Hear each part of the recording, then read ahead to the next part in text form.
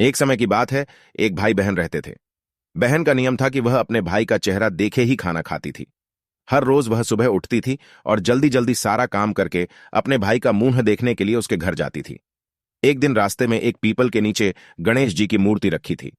उसने भगवान के सामने हाथ जोड़कर कहा कि मेरे जैसा अमर सुहाग और मेरे जैसा अमर पीहर सबको दीजिए।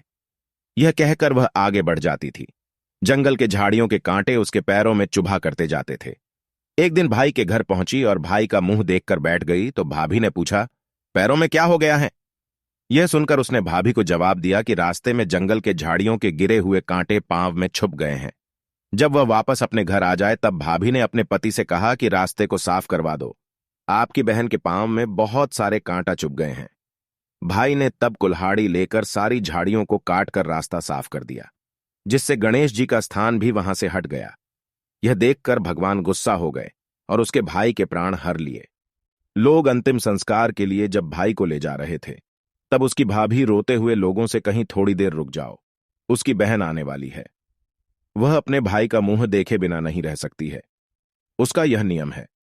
तब लोगों ने कहा, आज तो देख लेगी पर कल कैसे देखेगी। रोज दिन की तरह बहन अपने भाई का मुंह देखने के लिए जंगल में निकली।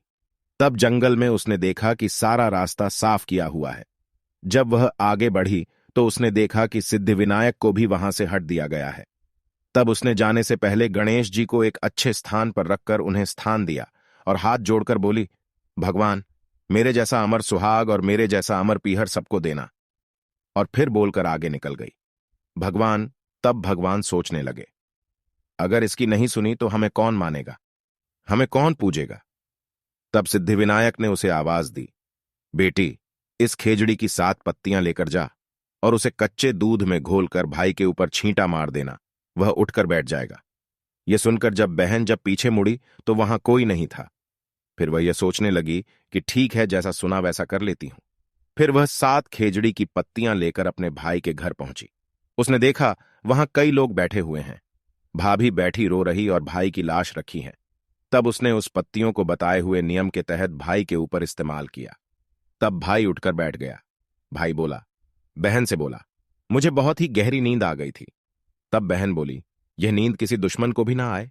और उसने सारी बात अपने भाई को बता दी तो मान्यता के अनुसार यह गणेश जी की चमत्कारी कहानी, जोर से बोलो, गणेश जी महाराज की जय।